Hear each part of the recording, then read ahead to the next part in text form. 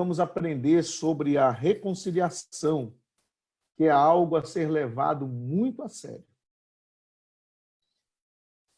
por todos nós. A reconciliação. Então, nós vemos aqui que todos nós cristãos devemos levar a sério a questão da reconciliação, porque isso tem tudo a ver com adoração. Olha só, reconciliação tem tudo a ver com adoração. Isso aqui é interessante. O texto que lemos nos ensina que os rabinos, nos dias de Jesus, estavam restringindo a aplicação do sexto mandamento da lei de Deus. E qual é o sexto mandamento da lei de Deus? Está lá em Êxodo, capítulo 20. Lá nós temos o relato, a partir do versículo 3, de todos os mandamentos, os 10 mandamentos. Está escrito lá, não matarás. E os rabinos, no dia de Jesus, estavam restringindo esse mandamento apenas ao ato literal de homicídio. Jesus discordou deles. E o que Jesus disse segundo o texto? Ele diz assim: vocês ouviram o que foi dito aos seus antepassados: não matarás. E quem matar estará sujeito a julgamento. Aí olha só o que Jesus diz: eu, porém, lhes digo que qualquer que se irar contra seu irmão estará sujeito a julgamento. Versículo 21 a 22. Para Jesus, o sexto mandamento não diz respeito apenas ao ato literal de cometer um homicídio, mas também ao sentimento de ira e ódio que nós podemos nutrir contra alguém. É muito sério isso aqui, irmãos. Vocês estão entendendo o que eu estou dizendo aqui? O que a palavra de Deus está nos falando?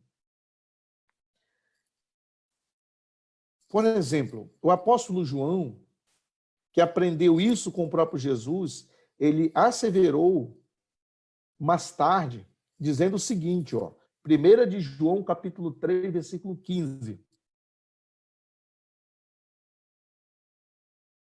Todo que odeia seu irmão é homicida. Olha só. Todo que odeia a seu irmão é homicida. Meu Deus, amados irmãos. Que palavra! O que Jesus está nos ensinando, então, é que Deus não pode se agradar da adoração daquele que se enraivece com o seu próximo, que odeia, que insulta o seu irmão.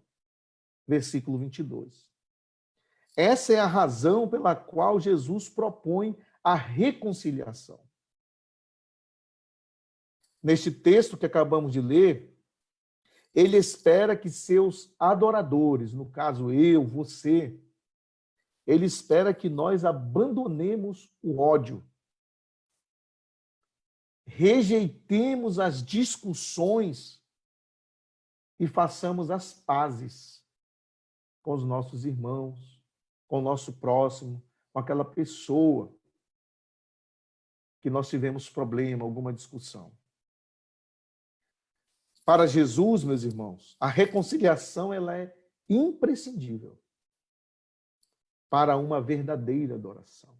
É muito sério. É imprescindível para Jesus. Nós temos que nos reconciliar. Ei, irmão, irmã, meu amigo, minha amiga, nós não podemos ter ódio no nosso coração. Nós temos que fazer as pazes. Jesus nos pede isso.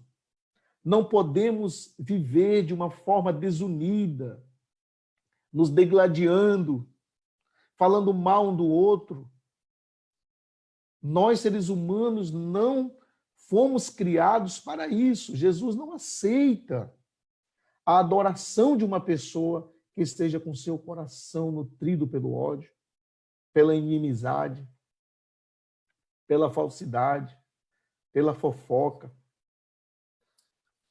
Para Jesus, para aquelas pessoas que nutrem no coração esses sentimentos, Jesus diz que é necessário uma reconciliação para que então tenha uma verdadeira adoração a Deus.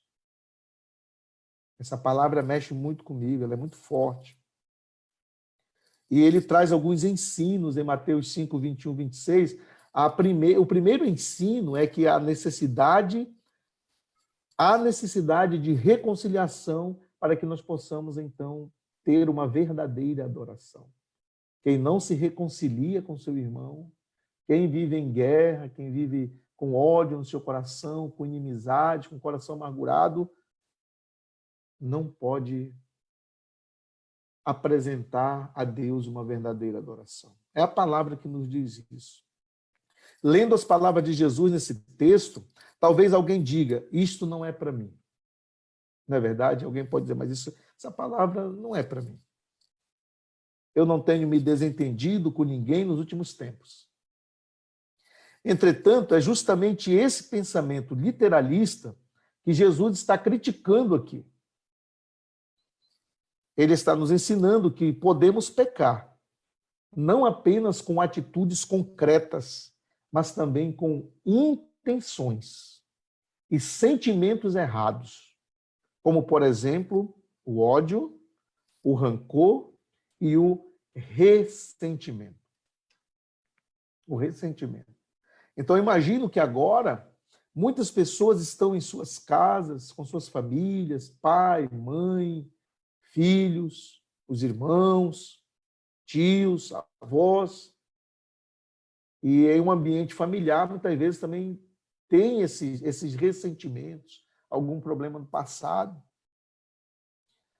E Jesus, ele diz também, e ele está condenando o insulto e a ofensa ao próximo. Você insultar, você ofender ao próximo. Olha o que diz a palavra de Deus no versículo 22. Qualquer que disser a seu irmão, racá, será levado ao tribunal. E qualquer que disser louco, corre o risco de ir para o fogo do inferno. Versículo 22. Então veja que para Jesus a ofensa ou insulto a alguém é algo seríssimo. A ofensa ou insulto a alguém é algo seríssimo. John Stott, ele citando aqui Bruce, ele diz que o primeiro insulto, racá, e que está no texto, expressa desprezo pela cabeça da pessoa ou por sua inteligência. Então a pessoa despreza a inteligência do outro. É como se dissesse, você, seu estúpido. Então quer dizer, a pessoa ela está desprezando a inteligência do próximo, do seu irmão, do seu amigo. Já o segundo insulto expressa desprezo pelo coração, pelo caráter, e poderia ser traduzido por exemplo, você, seu patife. Olha só, irmão, que palavra. É o que diz aqui, louco. O que Jesus está ensinando é que talvez seu ódio e seus insultos a outras pessoas nunca o levem por exemplo, à consumação do ato homicida, mas diante de Deus são equivalentes. A ótica é, se o homicídio é algo terrível, o ódio também o é. Ambos sentimentos e ações homicidas serão julgados por Deus no último dia. E os que viveram nesses pecados rotineiramente poderão ser lançados no fogo do inferno, disse Jesus no versículo 23. Agora pense na importância da reconciliação. Como alguém pode querer adorar a Deus com o coração entupido de ódio e rancores? Como? Como ofertar a ele um coração enlameado de ira e de ressentimentos. Precisamos atentar, portanto, para a necessidade da reconciliação na adoração. No contrário, oferecemos a Cristo um louvor desprezível. Infelizmente, são muitos os que, culto após culto, levantam suas mãos no momento do louvor, mas possuem o coração encharcado de ressentimentos, de ódio, de raiva de outras pessoas. Assim como usam a boca para cantar hinos, também a usam para insultar o próximo. É interessante a ênfase que Jesus dá ao coração do adorador nesse texto. O cristianismo é, essencialmente, uma religião do coração. Jesus Cristo não vê apenas aquilo que é superficial ou aparente. Ele não se impressiona com performances religiosas, atuações ou vamos dizer assim, encenações espirituais. Choro, lágrimas, podemos dizer, de crocodilos. Nesse texto, Jesus, ele lança luz sobre a interioridade daquele que se propõe a adorar a Deus. Ele pede que abramos o porão dos nossos corações, o lugar mais secreto e íntimo de nós mesmos, à procura de sentimentos e intenções pecaminosas. Se existem em nós esses sentimentos, ou se temos ofendido alguém, nós precisamos buscar a reconciliação, pois ela é fundamental para uma verdadeira adoração. Louvado seja Deus. Então, se nós conseguimos enxergar dentro de nós, em uma análise profunda, que nós nutrimos ainda no nosso coração uma raiva, um ressentimento contra alguém, irmãos, a nossa mão levantada, o nosso choro, nossas lágrimas, de nada adiantarão diante de Deus se nós não nos reconciliarmos com o nosso irmão. Um adorador não pode ter o coração encharcado pelo ódio. O Senhor, ele quer o amor. Jesus veio trazer a paz. Jesus veio trazer o amor, a grande demonstração do amor de Deus por nós. Foi Jesus Cristo morrer naquela cruz, para que nós possamos nos amar, nos importar com o outro. Meus queridos irmãos, essa necessidade da reconciliação para a adoração. Você quer ser um adorador? Precisa se reconciliar com seu irmão. Precisa pedir perdão, precisa conversar, precisa comunicar, precisa orar junto. Porque senão você fica em grande sofrimento. E a sua adoração não é aceita por Deus. É a palavra que está dizendo. O segundo ensino é a prioridade da reconciliação para a adoração. Então, além de nos ensinar que a reconciliação ela é necessária na adoração a Deus, Jesus também nos diz que ela é prioritária. Olha que coisa maravilhosa. A reconciliação deve anteceder a adoração, de acordo com o mestre. A reconciliação ela tem que vir antes da adoração. É prioridade.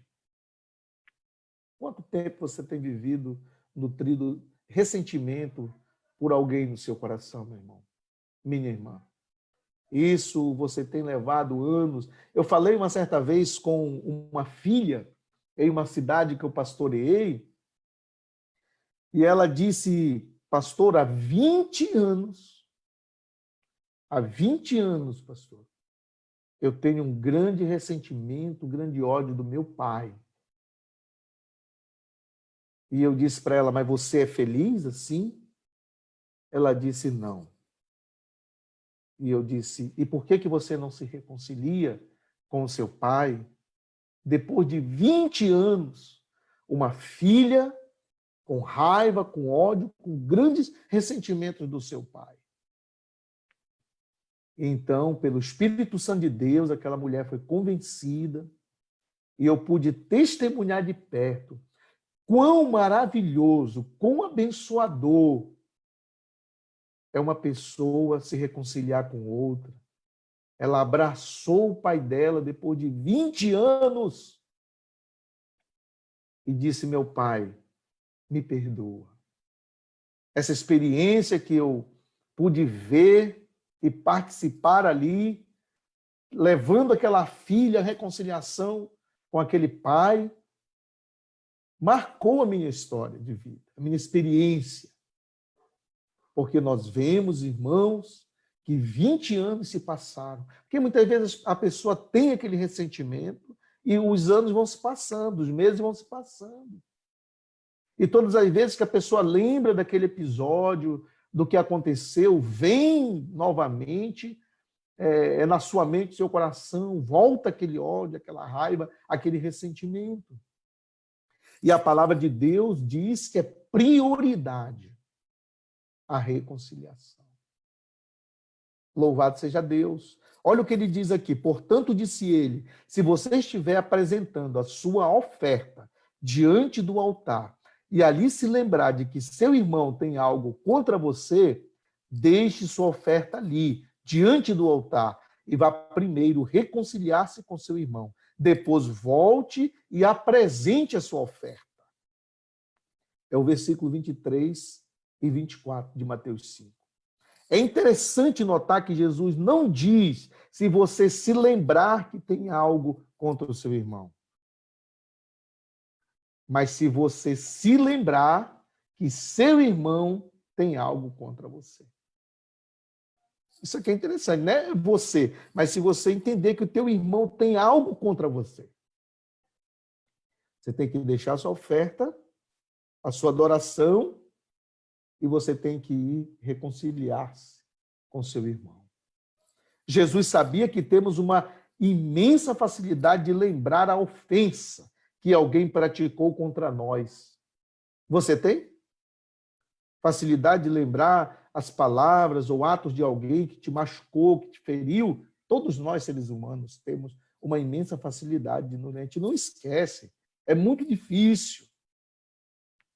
Uma ofensa que alguém praticou contra nós é muito difícil para a gente esquecer. Mas nós temos dificuldade de lembrar da ofensa que nós praticamos contra os outros. Então, nós temos facilidade em lembrar o que fizeram de mal para nós, mas nós temos dificuldade de lembrar o que nós fizemos de mal para as outras pessoas. Nós somos rápidos em exigir o perdão daqueles que pecaram contra nós e lentos demais para nos desculparmos com aqueles contra os quais nós pecamos. Não é verdade? Rápido para alguém pedir perdão para nós. Nós exigimos, nós queremos, é agora, tem que ser agora. Mas quando nós temos que pedir o perdão, nós somos lentos. Nós avaliamos, nós pensamos. Queridos, irmãos, irmãs, amigos, amigas, facilmente nós reclamamos quando somos machucados, mas dificilmente nós atentamos para as feridas que causamos nas pessoas. Muitas vezes as pessoas às quais nós nos relacionamos, nós ferimos essas pessoas. E nós muitas vezes não atentamos para isso. O ensino de Jesus é simples e objetivo. Antes de oferecer a Deus a sua adoração, você precisa oferecer perdão ao seu irmão. Louvado seja Deus. Muitas pessoas aqui, graças a Deus, 43 pessoas. Acredito que estão ouvindo esta palavra. Não há dúvida de que para o Senhor Jesus a reconciliação tem proeminência. Ele a coloca em primeiro lugar, pois ela antecede a adoração. Diz basicamente que se na hora do culto, enquanto você estiver adorando, lembrar que seu irmão ou irmã possui algum ressentimento contra você, deve ir primeiramente a reconciliar-se com ele ou ela. Por quê? Vem a pergunta, por quê? Porque precisamos nos reconciliar com nosso irmão para oferecer a Deus a adoração de que ele se agrada. Para agradar a Deus com a nossa adoração, nós precisamos dar prioridade na reconciliação com o nosso irmão. Os dois verbos utilizados por Jesus no versículo 23 nos deixam claro o sentido prioritário da reconciliação. Olha só o que ele diz: primeiro vá reconciliar-se. E diz o texto, e depois venha e adore. Não há como inverter essa ordem. É importante ressaltar que para Jesus a iniciativa deve ser sempre do pastor Ageu, deve ser sempre nós, deve ser sempre sua. Somos nós que devemos ir e nos reconciliar de acordo com o texto. Esperar que nosso irmão decida reconciliar-se conosco destoa do ensino do mestre e revela um coração cheio de orgulho e cheio de arrogância. Sem a reconciliação, a adoração se tornará hipócrita, fajuta e cínica. Tragicamente, muitos crentes pensam que podem adorar a Deus sem antes se reconciliar com aquelas pessoas que estão de relações cortadas. Estão tremendamente enganados. Não existe a mínima possibilidade disso ocorrer, pois para Jesus a reconciliação antecede a verdadeira adoração.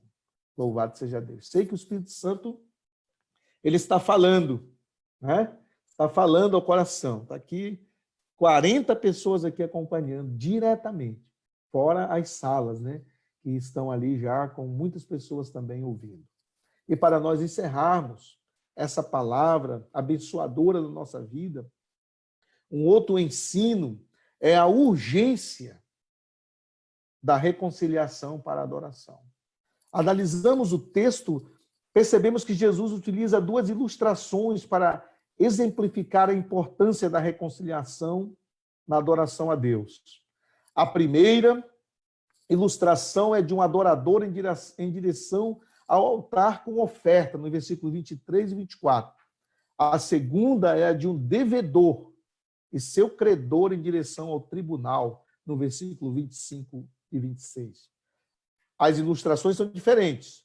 Uma é extraída da igreja, a outra do tribunal. Uma diz respeito a um irmão, no versículo 23, a outra se refere a um adversário, versículo 25. A primeira diz respeito à prioridade da reconciliação, justamente o que acabamos de tratar. A segunda, que iremos tratar agora, diz respeito à urgência da reconciliação. Para Jesus, quando o assunto é reconciliação, não pode haver demora. Não pode haver demora. Veja só o que ele diz no texto bíblico. Concilia-te depressa com o teu adversário enquanto estás no caminho com ele. Versículo 25. Percebeu a urgência, irmão? Irmã, amigo? Concilia-te depressa, disse o mestre. Então ele continua, para que não aconteça que o adversário te entregue ao guarda e sejas lançado na prisão. Em verdade te digo, e de maneira nenhuma sairás dali enquanto não pagares o último centavo. No mundo antigo, isso era comum. Os devedores eram presos até que se conseguissem pagar toda a sua dívida ao seu credor. Essa ilustração utilizada por Jesus, tão comum em sua própria cultura, é muito forte. Ele pratica a seriedade e a urgência que a reconciliação exige. Não se pode adorar a Deus verdadeiramente sem isso. A ideia é mais ou menos esta: reconcilie-se logo com essa pessoa com quem você tem alguma desavença, porque se você passar desta vida com o coração ainda em desacordo com seu irmão, condição que ainda não tentou mudar, essa falha testificará contra você no dia do juízo. Sim, o julgamento de Deus é certo sobre aqueles que no decorrer desta vida cultivaram ódio, rancores no coração, insultando, ofendendo pessoas e pensando em vão que uma vida religiosa os salvaria no último dia. Isso nos diz o versículo 23. O que Jesus espera é uma ação imediata.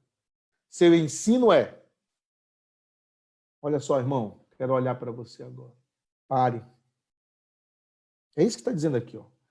Pare o que está fazendo agora, imediatamente, e vá o quanto antes reconciliar-te com o teu irmão. Louvado seja Deus. Nós estamos encerrando e não poderíamos chegar ao fim desta mensagem bíblica sem nos permitir ser confrontados por Jesus. Quantos crentes, quantas pessoas guardam por anos e anos rancores e animosidades no coração? Estão na igreja regularmente, são assíduos, contribuem financeiramente, levantam as mãos enquanto cantam no culto, até choram, mas somente Deus conhece as quantidades enormes de raiva e rancores que carregam dentro de si. Como podemos ver, adoração e ressentimento são palavras opostas ao cristianismo. Elas são excludentes. Louvor a Deus e insulto ao próximo são incompatíveis. Declaração de amor a Deus com ódio às pessoas não tem nada a ver com o ensino de Jesus. Por meio desta palavra, somos desafiados a olhar para nós mesmos. Jesus pede que acendamos a luz do quarto mais secreto do nosso coração, ou de nossos corações, a fim de nós, ó irmãos, vasculharmos à procura de possíveis sujeiras. Às vezes varremos poeira para debaixo do tapete de nossos corações. Jesus deseja que levantemos esse tapete e varramos para fora de nós toda essa sujeira. Somente assim poderemos adorá-lo. Portanto, se perceber que precisa pedir perdão para alguém hoje, faça isso. Se entender que precisa perdoar, então libere o perdão. Se constatar que tem ofendido pessoas, mude. Se compreender que possui desavenças, resolva todas elas. Somente assim, Deus aceitará a sua adoração. Deus aceitará a minha adoração.